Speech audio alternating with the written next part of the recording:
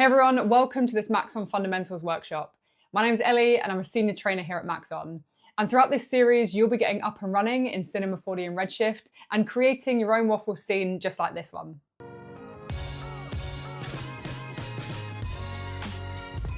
So whether you're a student, a beginner, or just interested in getting into 3D, then this is definitely the workshop for you. We'll be diving into the fundamentals of both Cinema 4D and Redshift, looking at navigation, modeling, animation, as well as lighting, texturing, and rendering. A few important things before we get up and running is this is actually a pre-recorded live stream, but don't worry, I'm also here in the chat with you to answer any questions that you need. Also, if you're watching the recording and you want to get in touch, feel free to ask your questions at training@maxon.net, or feel free to DM me on Instagram. I am at itwasellie, and that's Ellie with a Y.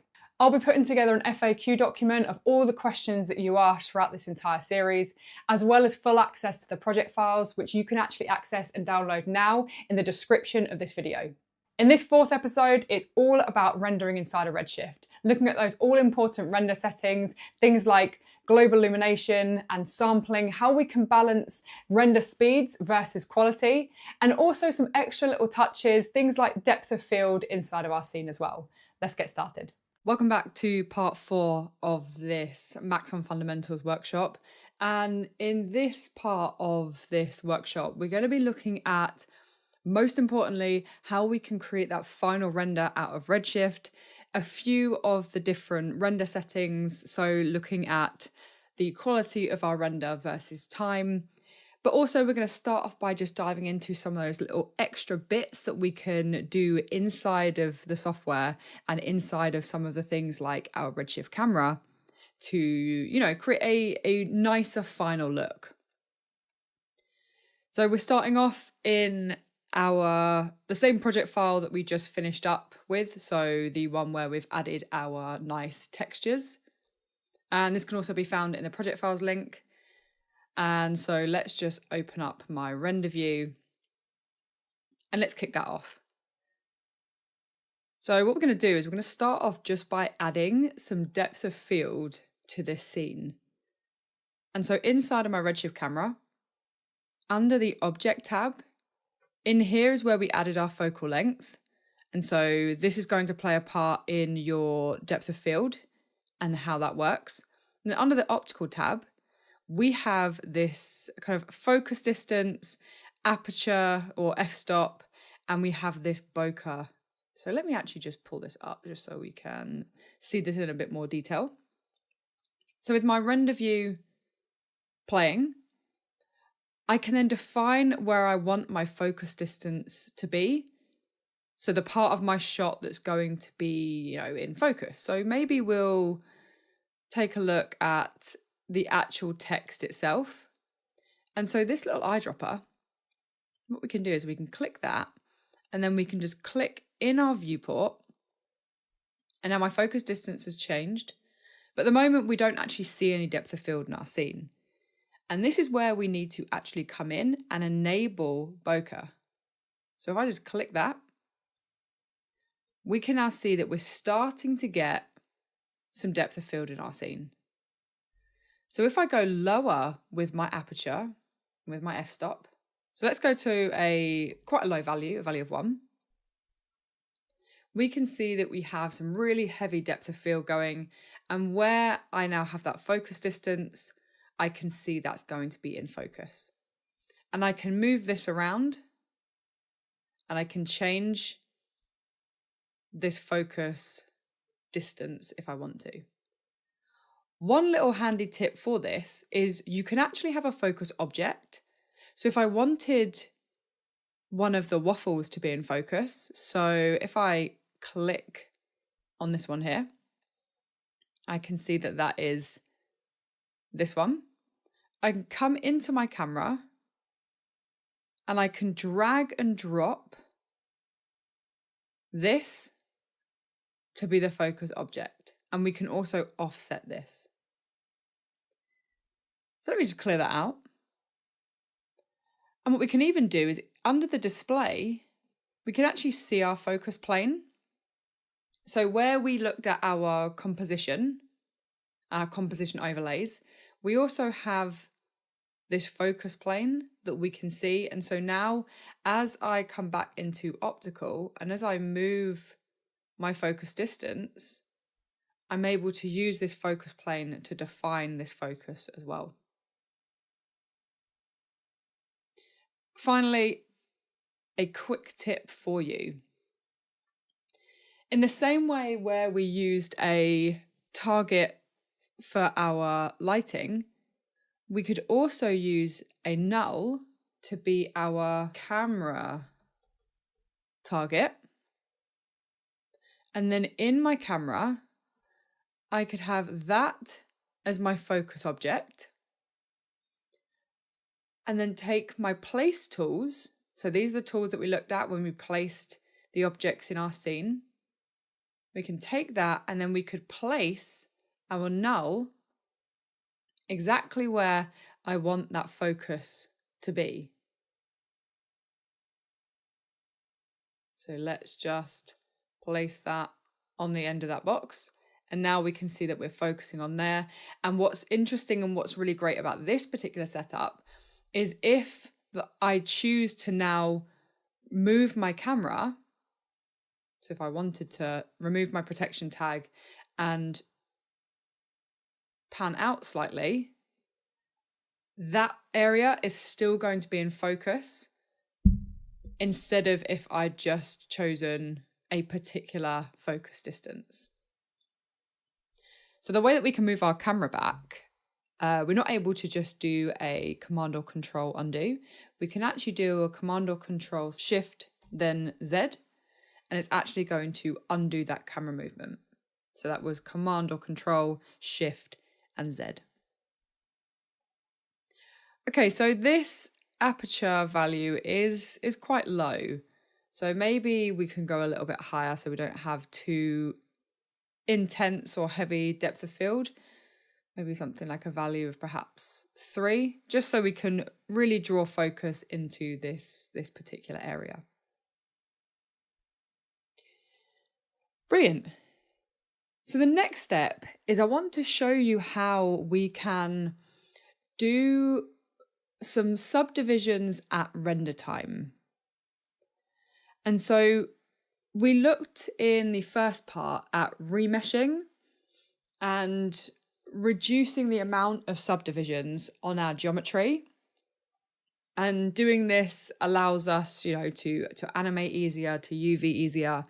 But sometimes what it can do is if we go too far, we can actually lose too much resolution and then we won't have enough smoothing in our scene. And so what we can do is we can actually take advantage of the Redshift object tag and we can subdivide our objects at render time instead of having to do it in our objects manager and on the actual mesh itself. So if we come out of here and we just kind of look at our objects, these are actually looking fine. We don't really have any problems with those, but just for the sake of this, let's bring in a sphere just so we can see how this works.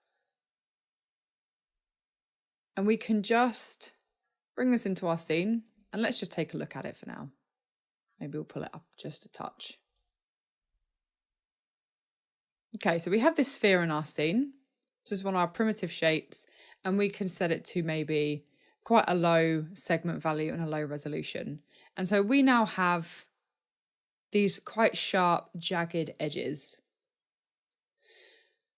So what we can do is we can increase the segments to make it smoother, or we can use a subdivision surface, which subdivides our models. But again, all of this is happening in our viewport and it's happening on the mesh, which can slow down performance sometimes.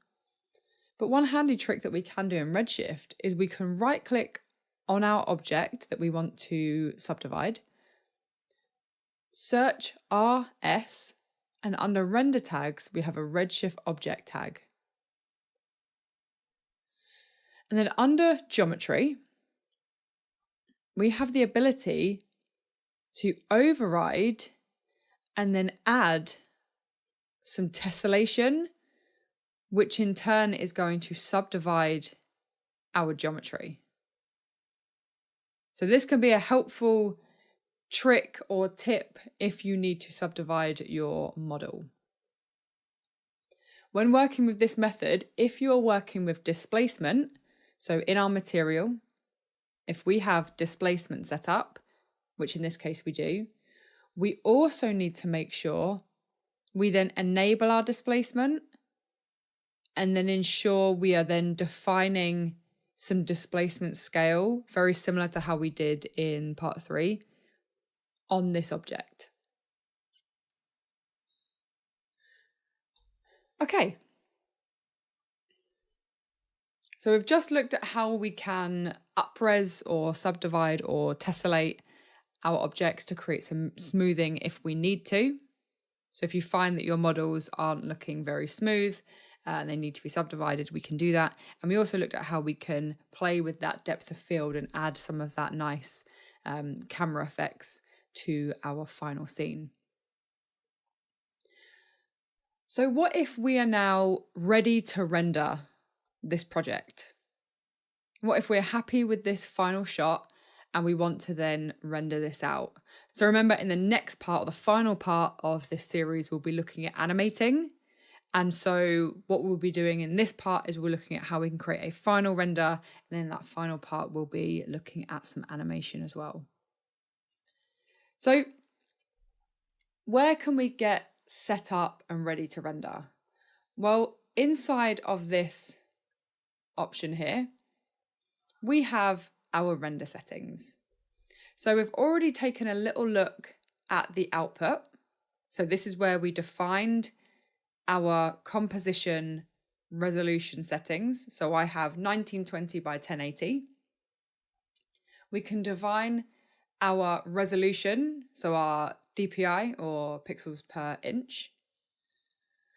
And then down in here, for now, we're going to leave this as it is. And then in the next part of this session, when we look at animation, we'll be diving into what we can do in here. Once we're ready to render,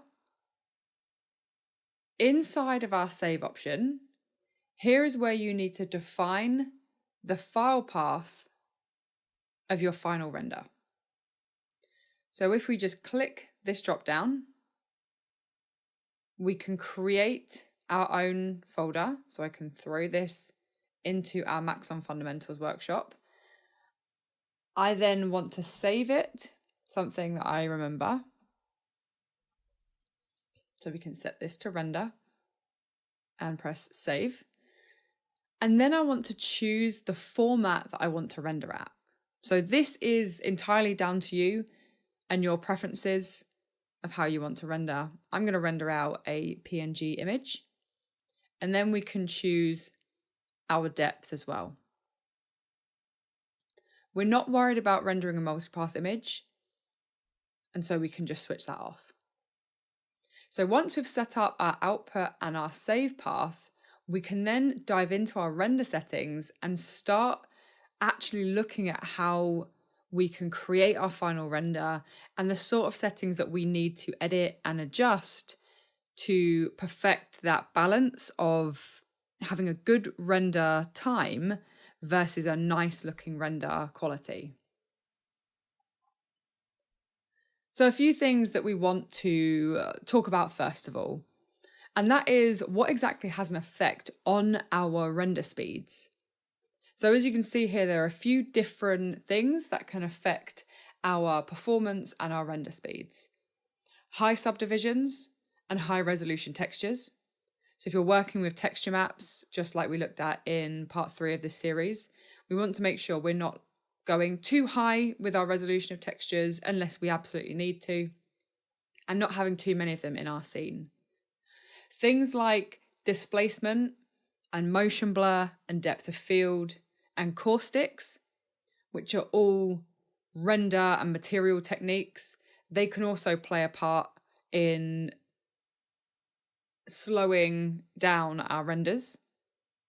We then have transmission, so we looked at texturing and we looked at refractive materials, glass materials, a little bit of subsurface scattering. Again, those things can have an impact our hardware as well. So depending on the machine that you are rendering on, I'm on an M3 Max MacBook Pro, and depending on how much RAM and GPU or CPU power you have will depend on your render speeds.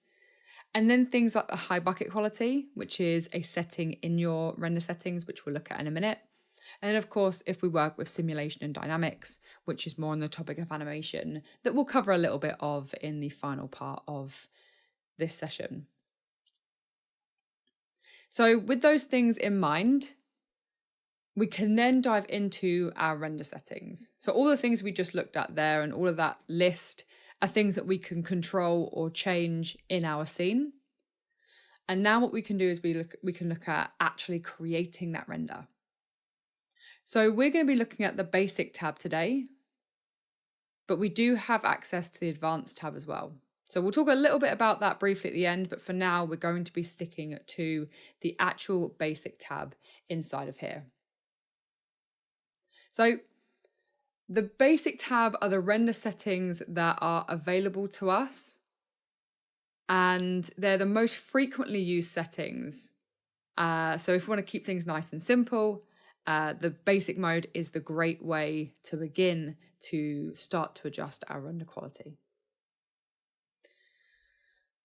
So inside of our bucket quality, these are preset values. And if I just drop down this menu here, we can see we have something called a threshold value. And this is what's called the adaptive error threshold.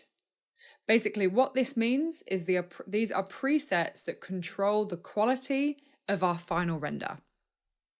And as I flick through, if you keep an eye on this threshold value, if I go from low to medium to high to very high, we can see that we're changing that threshold value. And what this does is this is purely controlling the quality of our render. So if we want to have less noise and less grain, we can go higher with that bucket quality, which goes lower with that threshold, but at a cost of render time. And so I did a few quick test renders just to show you exactly how this looks. And so if I maybe, can we zoom it in a little? No, we'll leave it like this for now, just so you can see everything. So this was a low bucket quality, and it took me on my machine 24 seconds. But we can see that we have quite a bit of noise and we have quite a bit of grain. If I just sort of like come into this section here, we can see that we don't have a very nice looking render. So even though it took us 24 seconds, which is a good time, we don't really have a great looking shot. So as we go across to the medium bucket quality, we can see this took us 1:26, and we're now getting a little bit of a better looking shot. So inside of these areas, we're now getting a little bit less noise and a little bit less grain at the cost of around a minute. And remember, all of this is dependent on your hardware as well and your scene. And then we have the high bucket quality. And again, we've over doubled that render time. So this is where you then need to think, okay, quality versus time. And so for a still image, perhaps this is fine. But when we then go to look at animating, we might not have the time to be rendering, 3, 4, 5 minutes a frame. And then finally, I did just want to show you the very high, which again increased to just under 8 minutes.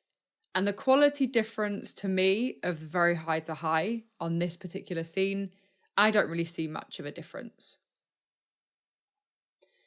So bear these in mind when you are looking at the bucket quality in your render.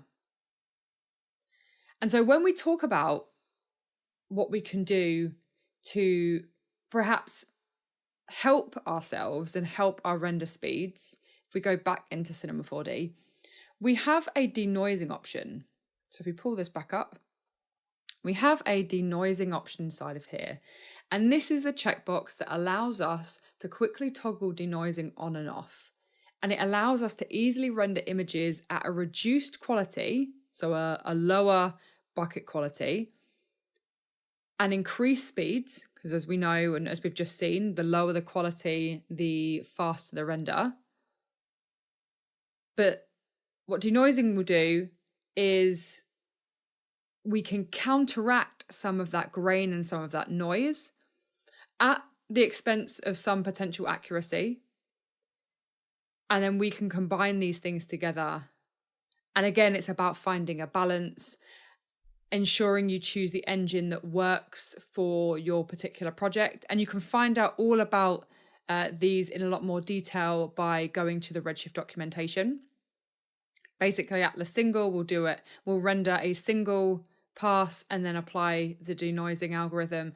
Dual will render 2 passes and then find a balance and render between them.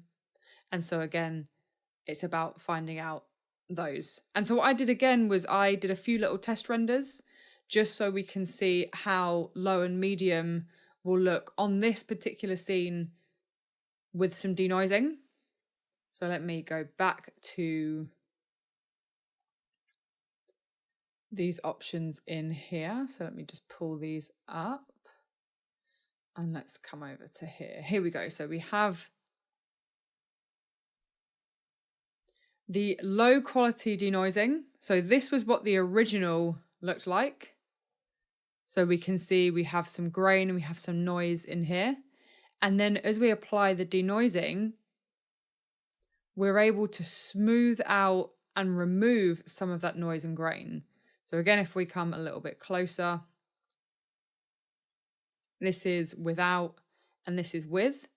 So we can see what it really does is it does lose some of that accuracy and that quality because it's effectively applying a denoising or a smoothing filter over the top. And this took 43 seconds to render. And then also in our medium bucket quality. So this on its own actually doesn't look too bad. We have a little bit of noise in the darker shadowed areas and then perhaps in some of the depth of field. And so then we can apply that denoising over the top. And now we're smoothing out some of those areas. And again, at only a cost of roughly 20 seconds. So these are important things that you need to bear in mind when you are looking at these render settings. So finding a balance between your bucket quality and then perhaps between your denoising if you would like to. Going a little bit further down, we have access to motion blur.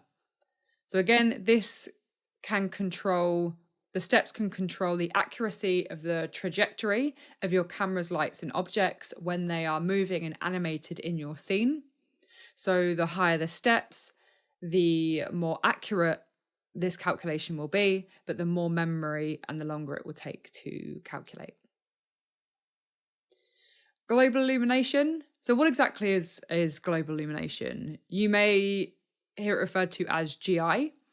This is the indirect lighting being bounced around our scene. So by default, this is enabled. And this is going to help us have some more light bouncing and increase realism in our scene, but at the cost of render times. I would recommend, as beginners of Redshift, to leave GI enabled because it will help create a nicer look in our render view.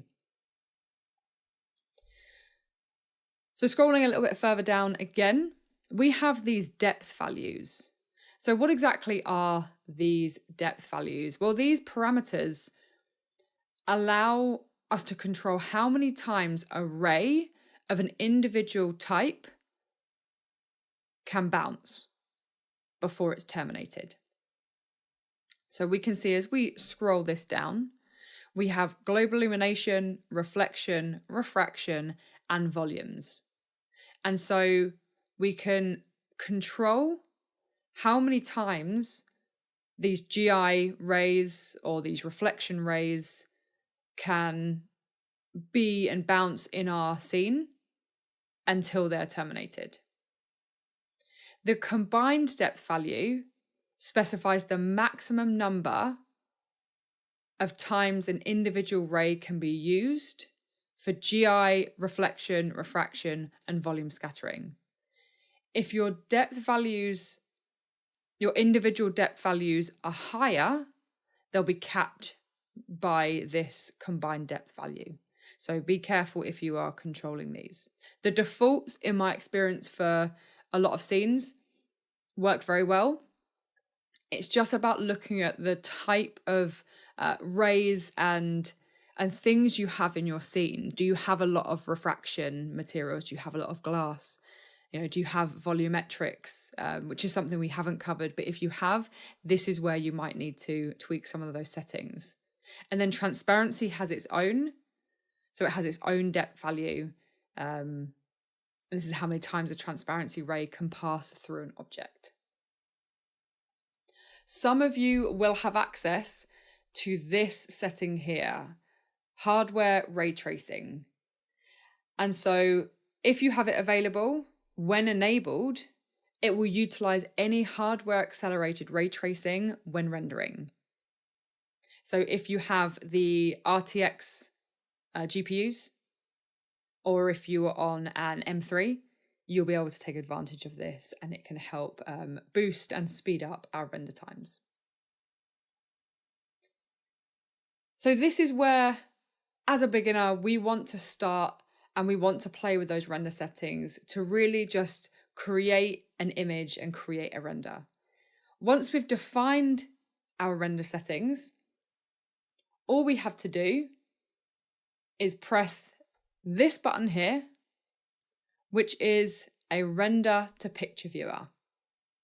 And just for the sake of it, I'm just going to click that, and then we'll get our feedback display, which might give you a GPU warning. This is just telling me that I have a large amount of VRAM, so I can increase my bucket size. So I'll talk to you about this in just a sec.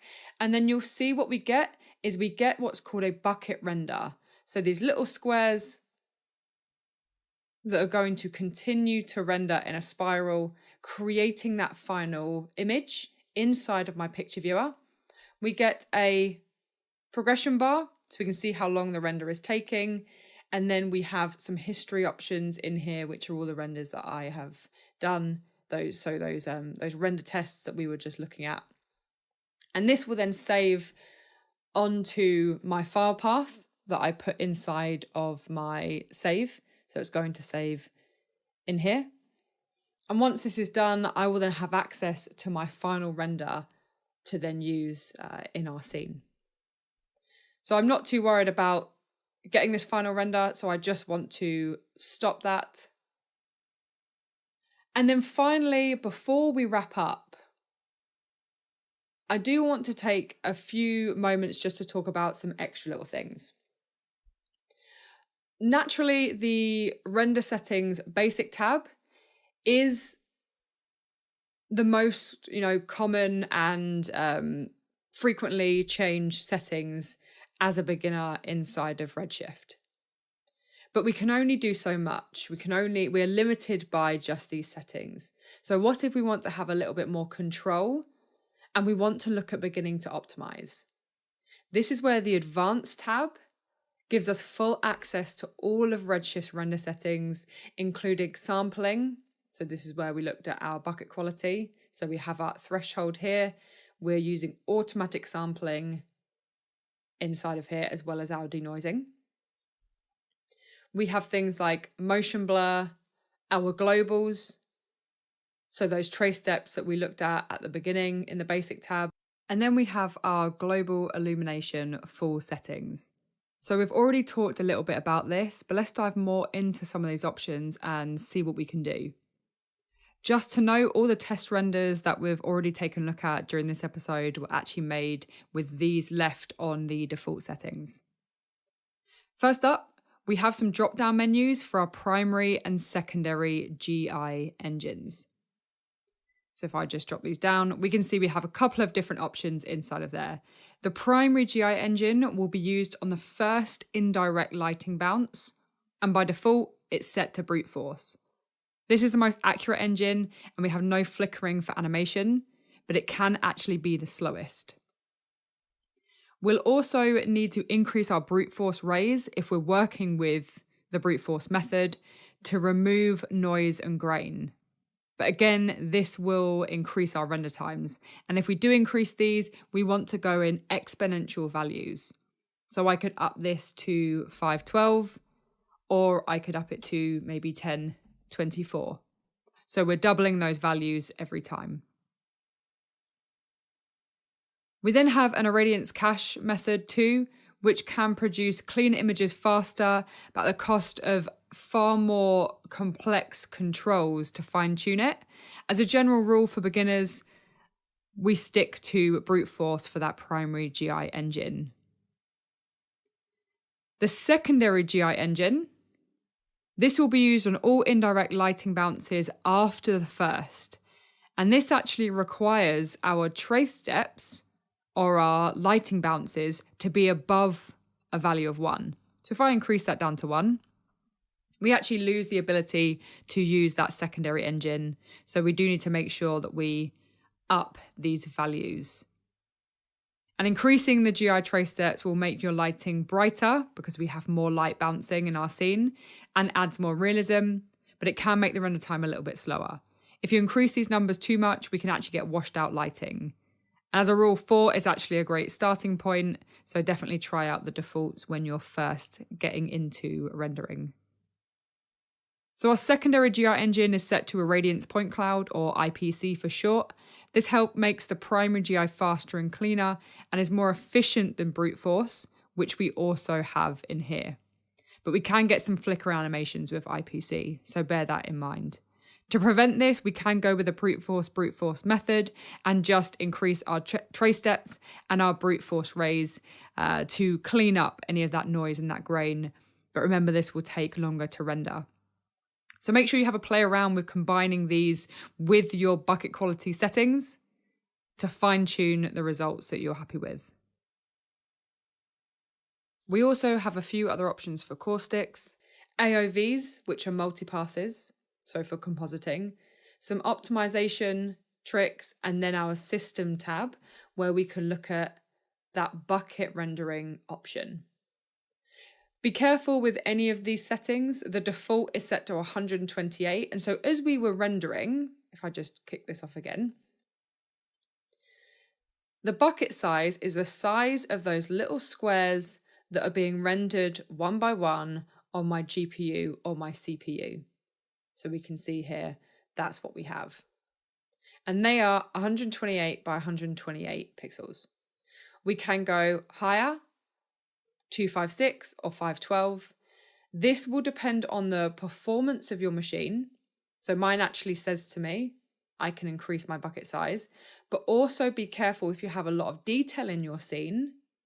You might find that the lower values actually work better because it's able to calculate those small details a little bit faster.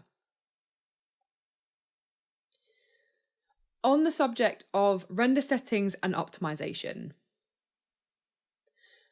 because I wanted this first session on rendering really to be an introduction to rendering, so you now know how you can change that quality, look at maybe adding some denoising, and actually create that final render. But if you want to look at optimization, or if you want to dive into these render settings a little bit more, and then I'm going to actually just show you this tutorial on the Maxon Training Team YouTube channel. So this is a tutorial that I actually did a few months ago, or 8 months ago. And we look at how we can create faster renders in Redshift. And we look at what's called the optimization workflow. We dive into global illumination. We look at sampling, and we look at how we can then optimize better. And so if you want to dive deeper into render settings, I'll link this in the description. So feel free to dive into this if you want to learn more. Okay, we're getting close to the end, but a few extra tips I want to talk about on the topic of rendering, and in particular the Redshift render view. So if I just kick off my render view, there's a few things that we can do that might help speed up or optimize our workflow when working inside of Cinema 4D and Redshift. This little button here, this is our interactive render region.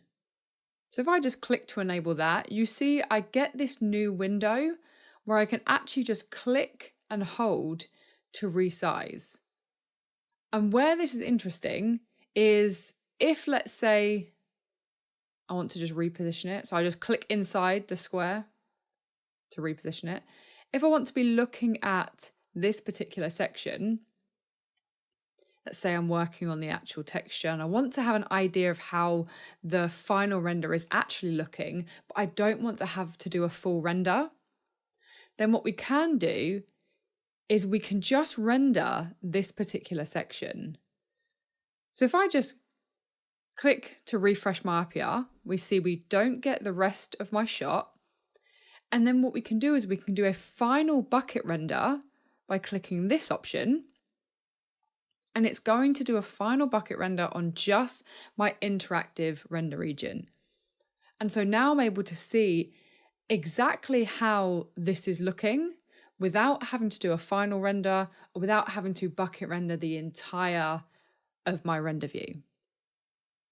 So that's one thing that you'll find helpful, and we can just switch these off if we want to. And some other render settings or PostFX settings we have can be found under the settings tab. So if we go to view settings, or O as the shortcut, and let me just pull this over so we can see everything a little bit clearer. We have some color management options. So we have our display set to sRGB and we're viewing the ACES transform. We can view the untoned version, the log version, and also the raw version. And you notice how it changes both in my viewport and in my render view. Let's set that back to ACES. We then have some fun PostFX options, which are inside of my render view. If we just scroll these down, we can actually define our different photography or photographic settings. So we can apply some vignetting. And so you can see on those corners, we can apply that. We can increase or decrease the exposure of my global camera settings. So this is applying to my render globally. We have a few background controls, which in our case won't really be visible, but we can apply background colors and background images. But in our case, we've created, a bit more of a background in our shot with that floor. We can apply some LUTs, so lookup tables. We have some presets available inside of here.